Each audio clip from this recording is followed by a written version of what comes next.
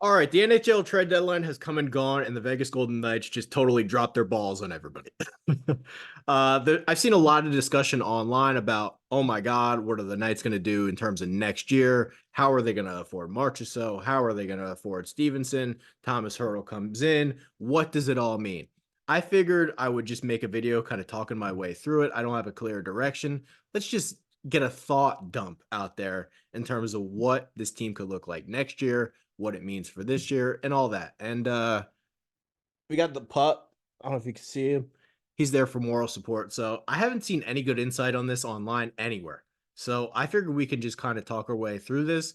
And at the end of the day, I think after watching this video, Vegas fans will feel cautiously optimistic about what it means for next year, because it's great what they did for this year and all the things they did for this year. No-brainer transactions. The chance to repeat, you got to do it. But next year, things could get a little bit hairy, and I think fans are a little bit worried about it. But nobody's really talking our way through this. Nobody's really asking the right questions. So I figured we'd do that today, and we'll see what we accomplish. So anyway, all right. I think I did it correctly this time. First, I'm just going to go over the trades that happened at the deadline, and then we'll go from there. So first trade, Anthony Mantha. They acquired him from the Washington Capitals. They sent a second and a fourth round pick. I would say this is my least favorite trade that they made, more so for the fact that he's a complete dog. Now, he's got some great metrics to him. No question about that. He plays defense. He's a good puck possession guy. He was playing lower in the lineup for Washington. He's got a good finishing rate. He's got 20 goals in lower end minutes. He's just a dog in the wrong way. Like, there's a reason why teams have given up on this guy. He's very talented, but we never really ever see it, and he's inconsistent as hell. So the way I think fans should look at this one is he is your regular season Mark Stone replacement. That is it. That is all. We'll see what happens in terms of when Stone returns to the lineup. If we want to pull that up right now, he slotted into Stone's spot. Again, that's honestly all I think this really is. If you want to say Vegas overpaid in terms of giving up a second round pick for a guy that's going to play 20 some games and then that's it, I think you're probably right.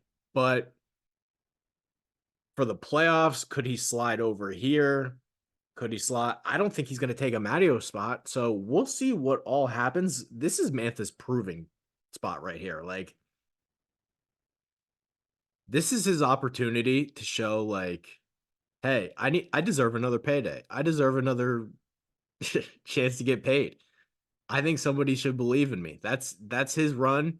It's his time to prove it. It's my least favorite trade of the bunch, because all it really accomplishes is plugging an NHL veteran in the Mark Stone spot. And if you want to say that's worth a second round pick, maybe. I just think maybe you could have done something a little bit differently. Plus, at the end of the year, if we want to pull up his contract. Oh, never mind. I did that wrong. Okay. So he is a free agent. They retained on some of that money. It is what it is to me. I mean, it is what it is. He is your regular season Mark Stone replacement. I think when I did the trade grades, I gave this a B minus or something like that. It's fine. It accomplishes the job for the regular season. Let's keep it moving.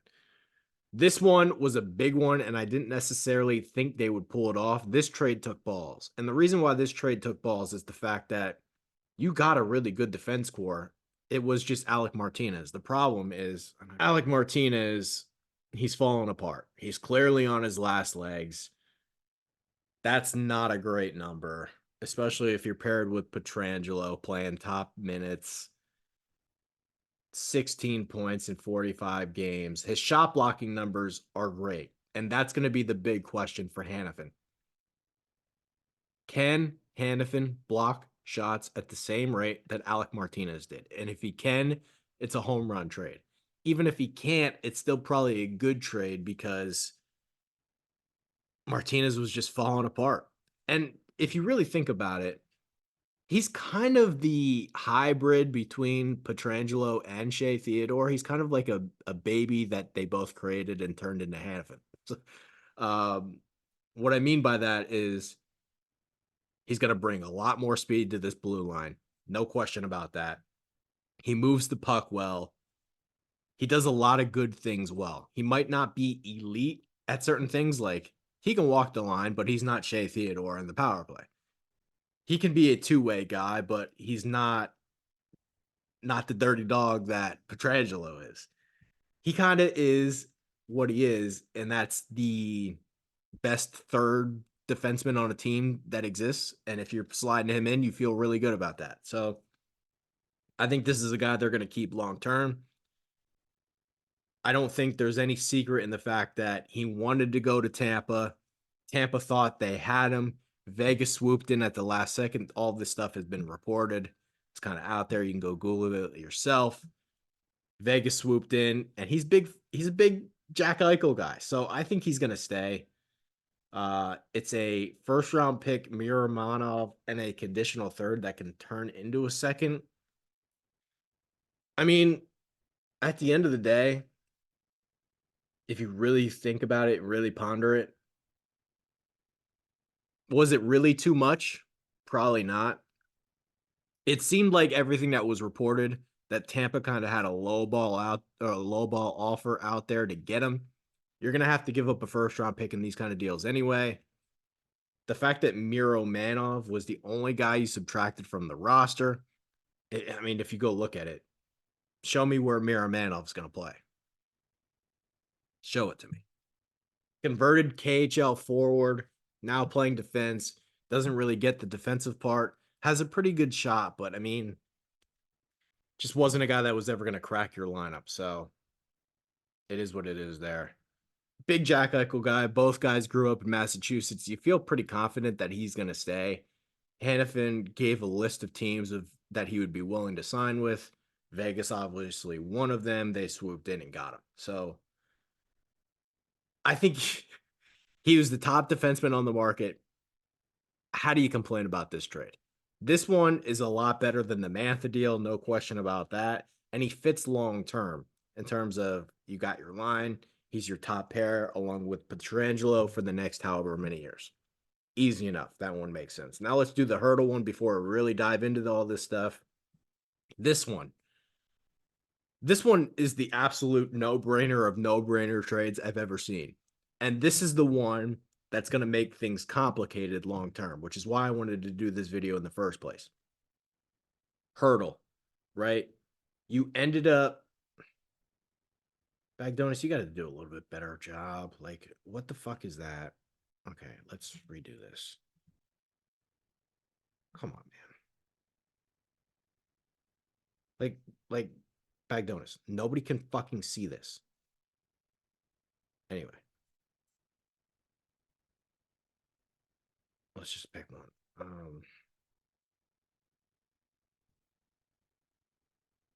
Maybe the team put one out. Okay, maybe they didn't. I don't know. We'll give Sports Illustrated a click since they're dying. You notice Trey's still here though, right? Yeah, I'm not giving you my abs. Anyway, so Vegas ended up sending their 2025 first round pick and David Edstrom, who they picked in the first round this past year. He's supposed to be regarded as like a defensive third line center type of guy, somebody they were high on, but again, show me where he's playing with Hertl in here. Just was never going to crack the team for many, many years. So if that's what it takes, that's what it takes. They also got 2 third-round picks back, and they retained 17% on Hertl. So if we go back here, Hertl was at $8 million. That drops him down to right here, 675. So, I mean, look, I've bashed Mike Grier on more than one occasion, but holy shit, this was a absolute no-brainer from Vegas, and I think it's an F- trade for San Jose. I mean, if you really boil this down, They're going to retain 17% for 6 years. 6 years they're retaining 17%. And all they got back was a first-round pick in David Edstrom. David Edstrom better be the Brock Faber of rookies when he eventually makes the NHL, or this trade sucks. And if you really think about it, Vegas got 2 third-round picks and they're San Jose picks. So it's going to be like the first pick in the third round. So you move down maybe 35 spots. And you move down 35 spots, got them to retain on Hertl. I don't get it. I don't get how they pulled this off, but it's an absolute no-brainer. And again, all of the questions, what are they going to do next year? What are they going to do next year? You had to make this trade. You had to make this trade. This is the easiest trade decision of all time. And I mean, the only real question is, how hurt is he? Now, it sounds like he's supposed to be back in the lineup within a week or two. We'll see. Maybe there's something long-term there should be to worry about. Maybe this is the only reason why they got him for this price, because otherwise it doesn't make any sense. I mean, this guy's a tank. This guy is an absolute tank. Like, holy shit, dude. They got this guy for 6.75. He's a number 1 center all day. And he plays two-way. And he wins faceoffs like a maniac. Again, we can pull up Tomas Hertl stats. We'll do that next. But this was an absolute no-brainer. And there's no centers on the market next year. Like, if you look at the free agent market, you weren't going to find a guy like this just available. Now, he's minus 26, but it's playing for the worst team in the league, the Sharks. And we know they suck. So let's just take out this year, because this year and last year are complete wastes of time. If you go back to his last, like, okay, you know, the Sharks stink, but he's at least trying, because nobody's really given 100% effort on these last 2 Sharks teams. He's a 64-point guy, even on a bad Sharks team. 74 when they were pretty good. You think on this Vegas team, he could probably be around a point per game guy. And he's tough, man. He wins his faceoffs all the time. Even last year, or this year, in limited 48 games, 56% on a terrible team. On a terrible team. So the way this team values center iceman, he can play defense. He's going to be a net front guy, scoring goals left and right. It's a no-brainer trade. It's an absolute no-brainer trade. In terms of next year, actually, before I do that, let me get into this first. A lot of fans are going to sit here, a lot of NHL fans are going to sit here and complain and say, they shouldn't be allowed to do this. How do they keep getting away with this? I don't know what to tell you other than the fact that it's collectively bargained. And if we want to pull this up, teams using LTIR, it's 16 teams. Anyway, I know for a fact there are 16 teams using LTIR. The idea that there's one team out there that's secretly maneuvering the rules when half the league's doing it, just shut the fuck up, please. And do me a favor. If you think Mark Stone is faking this injury, what I want you to do is go in, cut yourself open, lacerate your spleen, and tell me if you're faking it. If you can go out there and play hockey. So, I don't, those people, just laughable, and they should all be punched in the face. Anyway, what I really wanted to talk about today, next year, 2024, 2025, what are they going to do? How are they going to fit all these guys? And if we just look at the basic lines, we got to try to build out this team. Stone goes here. That's a given. It's really about how do we figure out a way, and you go to the 24 free agents. Well, I guess let me start with this first. The fact that they made all 3 of those trades and were able to keep Brendan Brisson and their first-round pick for this year. Tip of the cap to Kelly McCrimmon. because that guy is unbelievable. Like, unbelievable. How anybody is going to sit here and not respect that guy, that he ended up getting Hanifin, Mantha, and Hertl, and kept his top prospect and his first round pick for this year. How do you do it? How do you complain about that guy? So anyway, in terms of next year, right? So you got about call it 10 million in cap space, right? That's including Leonard, but Leonard's not playing. We know that. Like, if we go to Leonard, he didn't play at all last year, and he didn't play at all this year. So I'm gonna guess that he's not gonna play next year. Like, I don't know. Maybe he does play next year. But either way, let's just say, for argument's sake, he's not going to be on the team one way or another. So let's call it 15 million in cap space. That's pretty much what you're looking at. 15 million in remaining cap space in order to bring back, and you look at your 2024 list, or 15 million in cap space to bring back Marchessault, Hanifin. What the hell is he? I don't know why Stephenson's not here, but he should be. He's not listed on here, right? No. See, these sites, they're fucking.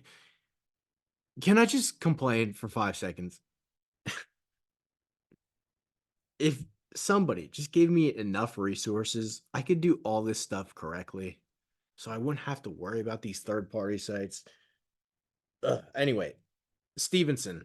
I guess we'll just pull him up on the side. I don't know. They don't even. Do they not have him in the fucking system? What? Yeah, that's an error on their end. Oh, they got him in here. What the fuck? All right. Anyway, don't ask me why he's not on their free agent list. He should be. I'm showing you right here. He's without a contract next year. So anyway, sorry about that. You're looking at 15 million to bring back Marchessault, Hanifin, and Stephenson. How do you accomplish it? Because that's the real question. Let's talk about it. Right? So I just pulled up a couple contract examples for measuring blocks for kind of future negotiations. So Hampus Lindholm got 6.5. They gave up roughly the same, right? If you go and compare it to what the Bruins gave up, so it's kind of actually similar, except the John Moore part, but he's kind of irrelevant. They gave up Vaakanainen, which is a young defenseman, Miro Manoff-ish, let's call it, a first-round pick, and then a second-rounder in 23-24.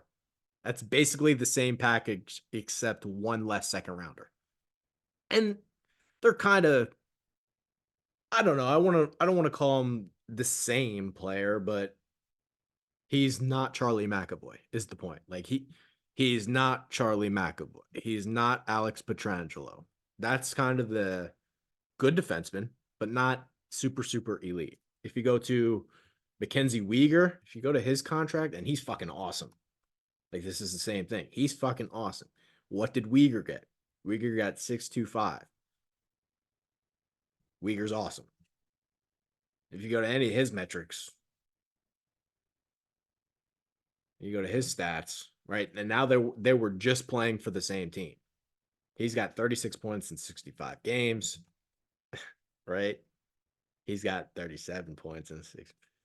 Okay, like, this is the kind of stuff you're looking at, and there was a report, and we feel pretty good that he's going to get extended, especially having Jack Eichel there helps. I know he wanted to stay on the East Coast, but tax-free state, that's got to be talked about with all of this stuff.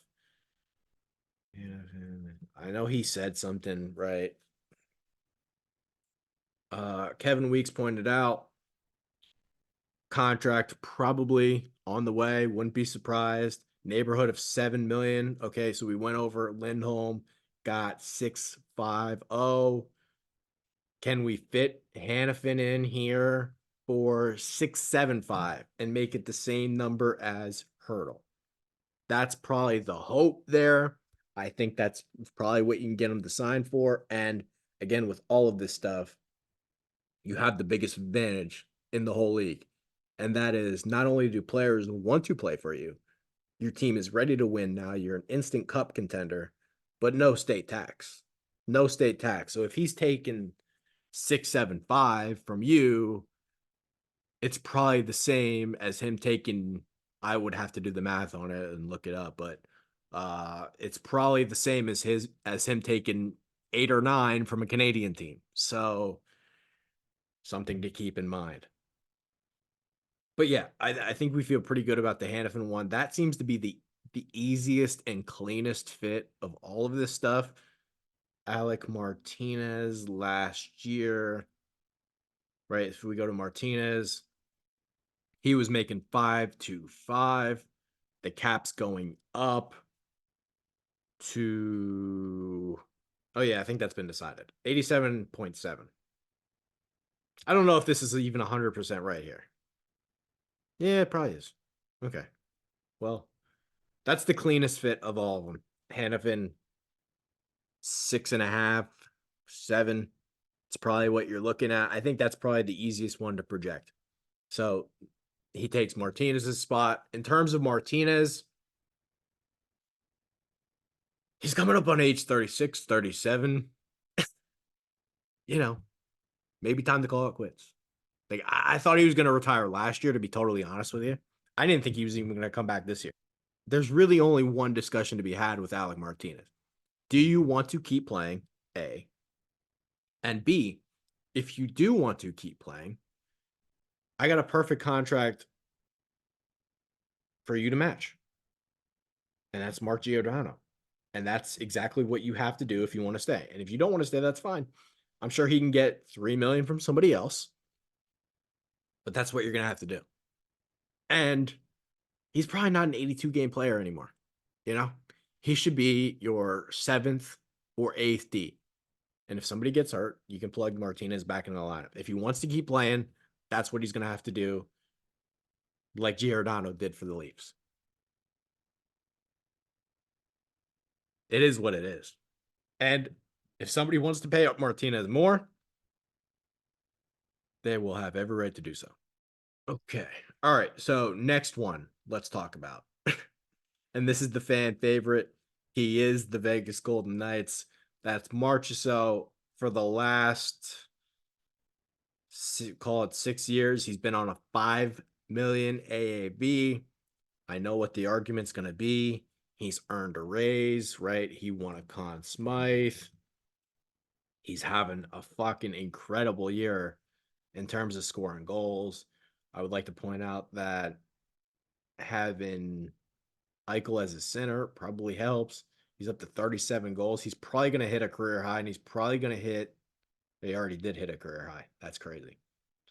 He's probably going to hit a career high, which he did. And he's probably going to break the franchise mark in terms of goals scored in a season. I believe Carlson has that right now. But anyway, this is your top line right winger. You don't want to lose him. He's your franchise icon. And he just brings an edge. You know, there's something to be said about the guy that's a little bit of a prick, and he embraces it and he knows it. This guy, you got to keep. What's a comp for his next contract? This is the one that's probably the most complicated to do. If you look at Killorn, and listen, I'm not saying Marchessault is worse than Killorn. I'm not. But this is an example of something that's going to be out there. Killorn, he was part of a winner in Tampa.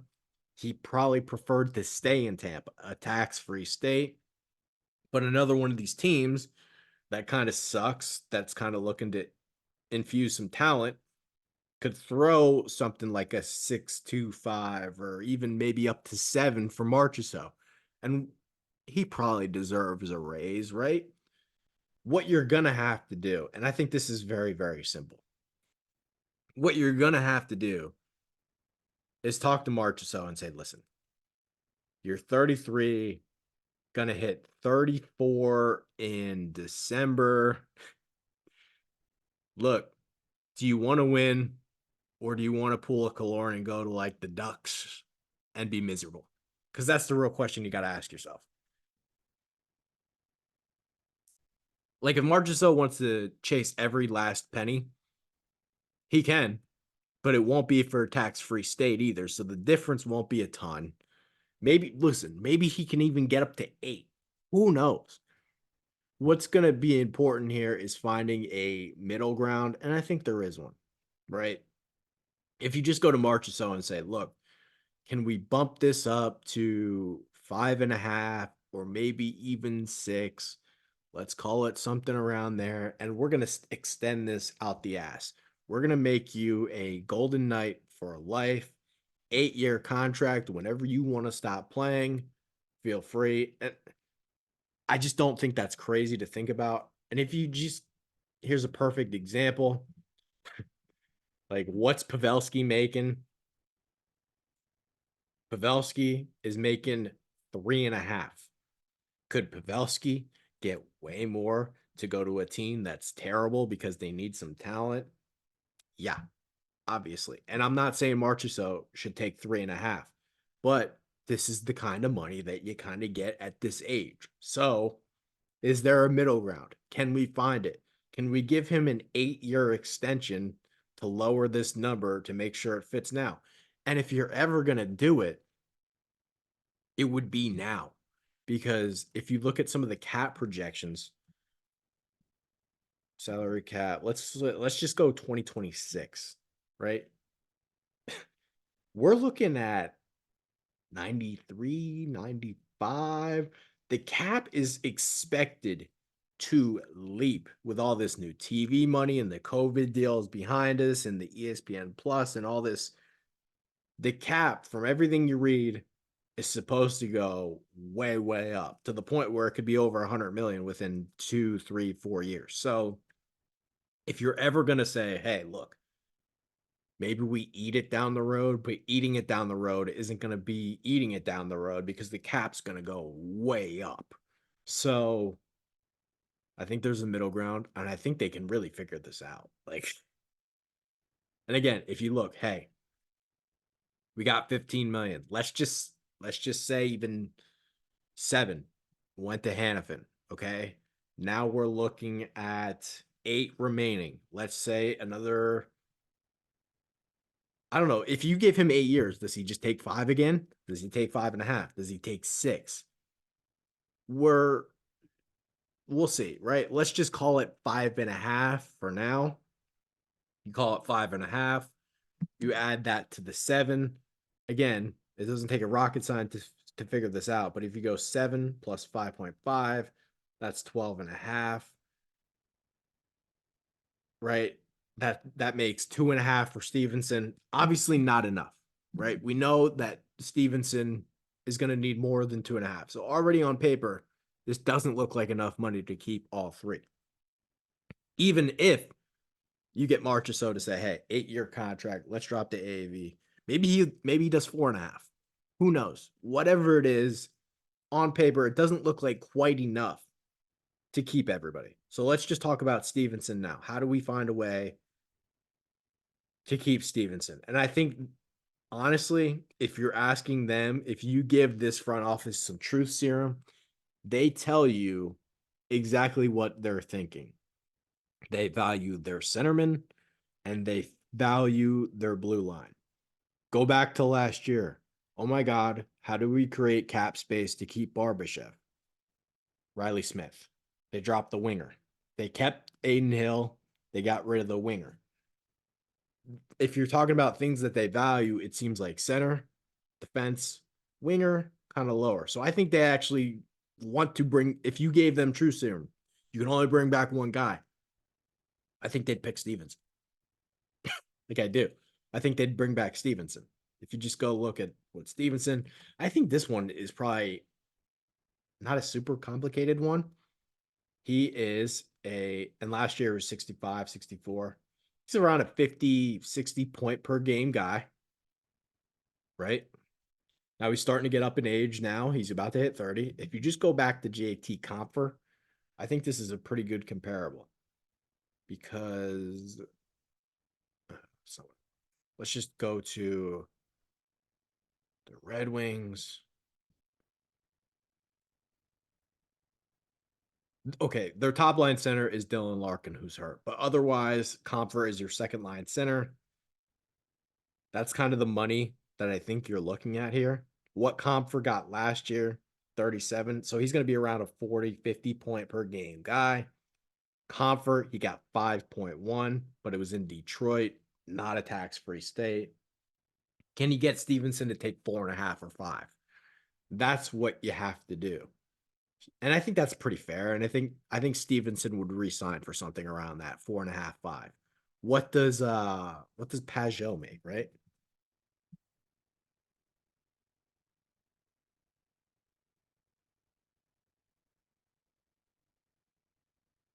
There you go. Pajot makes 5 million if you bring up whatever his is, and he's supposed to be, and he's not even that good really. But a lot of this is the Islanders can't score, but he's a consistent Selke, you call it finalist. Puts up around 40 points, and this Islanders team can't really score. So I think those are kind of the contracts you're looking at here for Stephenson. Seems pretty fair to me. We can close this one out and this one out. But yeah, if you go around 5, that means Vegas got to clear anywhere between 2.5, 3.5, maybe 4.5 million to bring all 3 of those guys back. But I think there's an easy way to do that. Okay.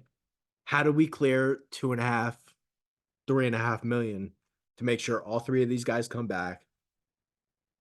And we don't know the exact numbers, right? Maybe Hanifin signs for 6, 7, 5, and it's not 7. Maybe he signs for 4.5 because it's an 8-year deal, and he's getting 4.5 at age 40 when he's not. Those are the things you're going to look at. We don't know what the final numbers are going to be, so we get all that.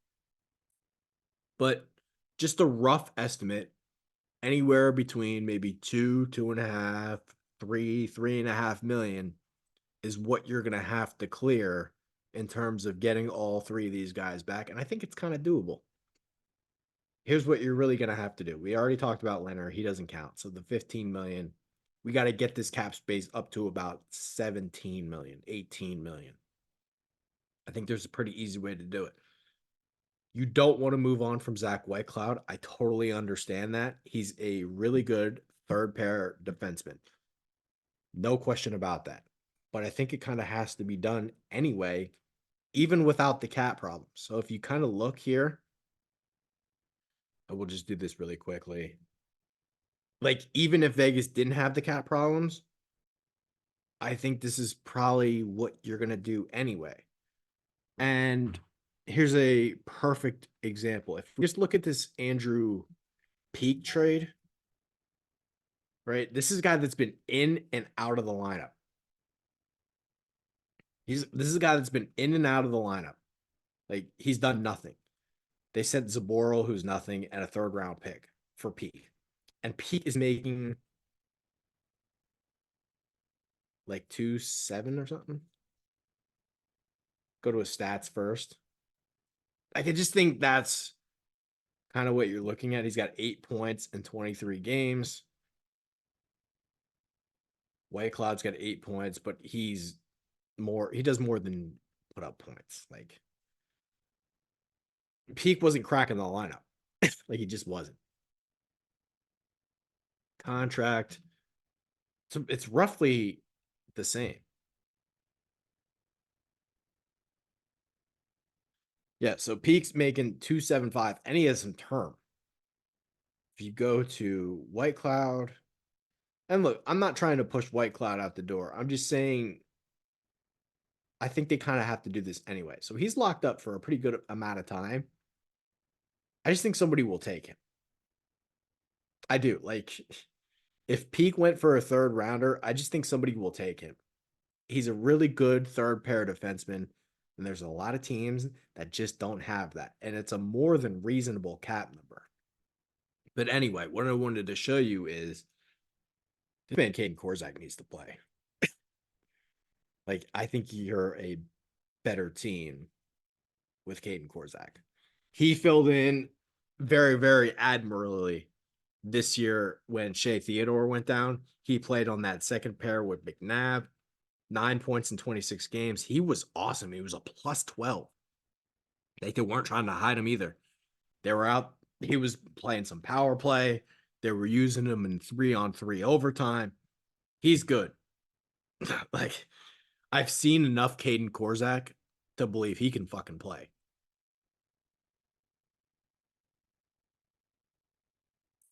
Like, I don't know what more to say other than I think he's really good.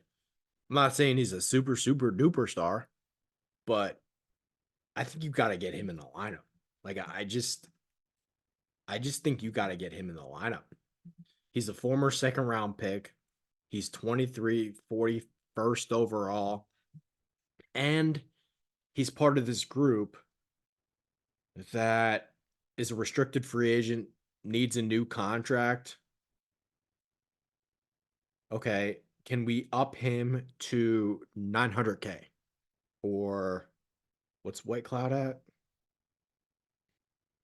White Cloud is at, yeah, 275. So can we up him to 900K? That clears another 1.8, right? So we put Korczak in here at, I mean, that's probably what he's going to make, right? Like, let's go to Dorofeyev. Dorofeyev is making 825. Maybe you can get him for 825 or 7. I don't know. Whatever it is, it's not going to be a super expensive contract because Dorofeyev was scoring goals at the NHL level last year and he didn't get a big number. So 1-year deal for Korczak, call it super cheap. Maybe you can extend it out a little further. Who knows? Either way, you're clearing about 1.8, 1.9 million here. We just found a way to do it. And I think Korczak's probably a better player, or he's going to be. He's 23 now. He was pretty damn good in those NHL minutes. I don't know. I mean, this is way higher than what White Clouds was. So if he's your partner next year with Haig, I think you're probably a better team anyway. Like, I think they have to do, like, forget about clearing the cap space. I almost think they kind of have to do this anyway because Korczak has to play. like, sure, I guess you can leave him in the AHL next year again, but he kind of showed more than enough to like prove he's an NHL player. So I think you get him in the lineup anyway. And I guess I should have looked at his waiver stuff, like how often you can send him down now, but I think he has to play anyway. So you just go to your line combinations. You swap out White Cloud for Korczak. Hanifin stays. That's your blue line next year. And you open up a little bit more cap space. So let's just say just clearing White Cloud is enough. Or maybe you got to make one more move. Maybe you got to make one more move. But as you see, we're pretty much there. We're pretty much there. So we're at 15, get rid of Leonard. Who the fuck knows? We're going to up that to what? 17, we'll call it, something like that. You're around what it's going to take to keep all three of those guys. I think you're pretty much good right there. And again, Korczak's going to have to play anyway. I just don't know how much more clear I can make. And it's nothing against White Cloud. White Cloud's good. You're going to get something for White Cloud. That Andrew Peak trade where Columbus got a third rounder for Peak and he wasn't even fucking playing. He was a healthy scratch for. You tell me you can't get something like that for White Cloud? I think you can. So I just think that's what they're going to have to do. And if you have to clear a little bit more space, and if somehow that's not enough, let's just go over that scenario. Somehow that 17 million is just not enough to keep Stephenson, Marchessault, and Hanifin. No problem. because Brett Howden also probably has to move anyway. So if we just look at the line combinations, right? Howden, for now, is your second line. Last year, he played with Stephenson and Stone on that line for the Stanley Cup team. Amadio was kind of in and out of the lineup, but those were the guys that were kind of pairing with Stephenson and Stone. Okay. The problem is there's just no room for him once Hertl's on the roster. Like, what's going to happen? Because this doesn't include Hertl, and Hertl's already factored into the cap next year. Hertl's money is already locked in and loaded. So if we look at where the hell's Hertl going to play, he's either going to play up here with Eichel and Marchessault, or he's going to play right here, or he's going to play right here, and Stephenson's going to play right here. There's no room for Howden. Like, he just doesn't crack the lineup anymore. Like, I don't know what you want me to say. And if you go to, I haven't used this yet, but if you use their top prospects, he was moved in the Hertl trade. You got Brisson, who I think is actually their top prospect. He hasn't done a ton, but he's still young. He played at Michigan. He was a late first-round pick. It's going to take some time for him to get going. Not the best skater in the world, but some offensive skill. I think he's going to his dad is Pat Brisson, who is the agent for Jack Eichel and Hanifin. Just fun fact. But anyway, he's got 7 points in 13 games playing 12 minutes. Like, I don't know. You can do worse than that. And he's a left shot. So again, I just want to bring this up again. When Hertl comes back, you are looking at him. Like, somebody's got to go on this left side because that's where Hertl's going to play.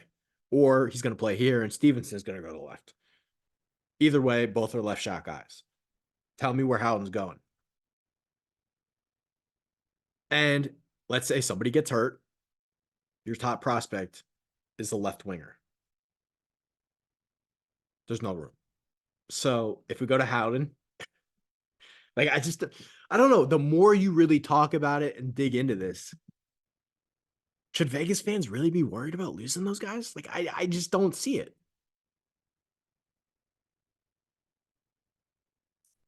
Like, I'm really looking in and diving in, and how are they going to afford Marchessault? How are they going to afford Stephenson? Like, their history has shown they'll figure it out. They just, if they need to, they buy cap. And that's, hey, like, let's just go back to last year. Last year, they traded Riley Smith. They got a third-round pick. Traded Riley Smith for a third-round pick. They got nothing for Pacioretty. But he also had a massive cap hit. They got nothing for him. Like, they got future considerations. They got nothing. So I just think they can buy cap here. And they got two prime candidates to do it. And they almost have to get rid of him anyway because there's no room for him. I guess you don't have to get rid of White Cloud. Maybe you could play Korzak in the AHL again, but let's just call it for what it is. Where's Howden going to play? Like, let's just look at it again. Where is he going to play when Hertl's into this lineup? I don't have an answer for you. And does Howden even want to be on the team next year if he's like a healthy scratch? Because he's going to be. And let's talk about Dorofeev, right? Let's talk about Dorofeev because he's got to be here. I mean, he's got 9 goals in 31 games. He scores at limited minutes. And he's young. He's getting better. Howden.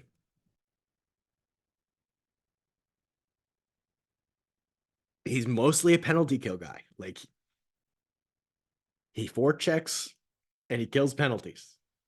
That's what he does. Like, 13 points in 55 games. It's kind of what he had last year. Like, they're gonna move on. I like, they're just gonna move on. So if you look at where's Howden, he's at 1.9. Again, let's go to the 2024 free agents. Dorofeev was at 825. Let's call it 900K or 1 million. A little bit of a raise, I would guess, right? For him to plug into the lineup, that's another million you're clearing.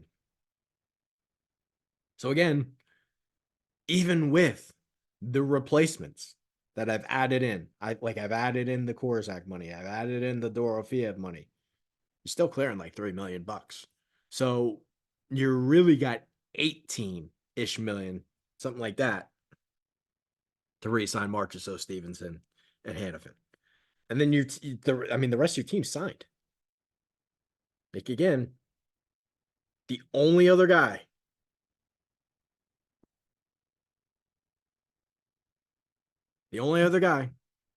that's not signed, Mantha, again, we went over that. He is your regular season Mark Stone replacement. That is it. That is it. And the Stone goes in next year. The only guy that you're like, I don't think we can bring him back is Amadio. But that's fine. Like, Amadio was literally a waiver claim.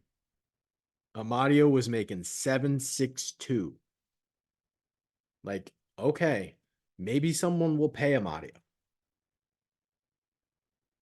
Maybe someone will give Amadio money. I don't know. Like, if you're asking me what's Michael Amadio's free agent thing, like, I don't know. But he was literally a waiver claim. He was an LA Kings prospect who did nothing, kind of bounced around the league. How much is he really getting on the open market? I think you go to Amadio and say, look, we can bring him back for $1 million or something like that. But that's about it. So at the end of the day, that's really the only guy you're going to lose. You have it would, like, in a perfect world, would it be nice to bring back Carrier? Yeah, of course it would be. It would be really nice to bring back Carrier as your fourth line left winger. But I think you have your replacement for cheaper, and that's Paul Cotter. Like, I've seen enough Paul Cotter by now. He's not untalented, but he's clearly a fourth liner. He takes way too many penalties, but he lays out nasty hits, and he's got some good stick work. Like, you just go to him, right? Look, if your fourth line left winger is getting you 22 points in 64 games with that kind of ice time, yes. I mean, he takes way too many penalties. He's not perfect, but look, he's already locked in, right? He's already locked in at the cheap number you want. You're already way deep in this. If it's Barbashev, Stephenson, Dorofeev, and he's your fourth liner, I think you can live with that. So, the only thing you're looking for is, if I can't get Amadio back on like $1 million, I'm looking for a right winger for cheap. I'm looking for the dirt cheap right winger. Stefan Nason, Corey Perry, like Duhane, $1 million. Like, that's what you're going to be looking for. So, like, I don't think this is like super complicated. Like, I don't know. Like, maybe they find a way to screw it up. I just would be very doubtful. Maybe somebody comes over the top and gives Marchessault $10 million a year and he can't turn it down. I just have a hard time believing that's going to happen. Like, I think there's an easy way to get all this solved, and it's called 8-year extension, 8-year extension, 8-year extension for Stephenson, tax-free state, drop the AAV down a little bit, needed to fit in this 15, 16, $17 million number, and your team's ready to go. Like, what your team is going to look like next year is going to be this line: Stone, Hertl, Stephenson, Dorofeev, Carlson, hopefully Amadio. If not, some other cheap waiver claim, because that's all Amadio was. Amadio was a waiver claim, and he turned out to be a little bit more. You're just going to have to do that again. It's the reality of the situation. Oh, well, Cotter, Waugh, Colasar. And then your blue line, I think you swap out Whitecloud for Korczak. Hopefully Martinez would like to come back on a Giordano deal as the depth defenseman and tell him, hey, you do not need to play 82 games anymore. Just please be a part of the team. That would be nice, and block shots, and maybe teach Hanifin how to block shots. And that's your team. And your goalies are signed too. Your goalies are signed. Your goalies, Bargoon, and then Aiden Hill signed. I mean, that's your team. So again, what does it all look like next year? We just went through it. I don't think there's much to be really super nervous about. Again, we went over some comparable contracts. Stephenson, fall in line with that comp for kind of second line, third line center, $5 million kind of deal. And it's tax free, so you're going to get to keep all of it. Marchessault, maybe we give you a little bit of a bump because he's hot right now. He's so high. I think you have to sign him. So Marchessault gets a little bit of a bump, but we'll make it 8 years. So you're not getting the total bump, but you're going to get more of a bump down in the 38, 39, 40 seasons. And we can live with it because the cap's going to go up and Hertl's locked in. And the Hanifin one seems to be the easiest because Martinez was already making that money. You kind of just shifted over to Hanifin. So I think that's your team next year. If you have to buy a little cap because you have to move out Whitecloud and Howden, I almost kind of think you got to do that anyway. And Korczak deserves those minutes. So, all right, I think we covered it. Feel free to comment. Let me know what you're thinking. But I just think that's the cleanest path to what it looks like next year. And let's all just enjoy this run. Let's just all enjoy this run because this team absolutely has a chance to repeat, and they probably didn't prior to the trade deadline. So that's your VGK overview. Let me know what you think.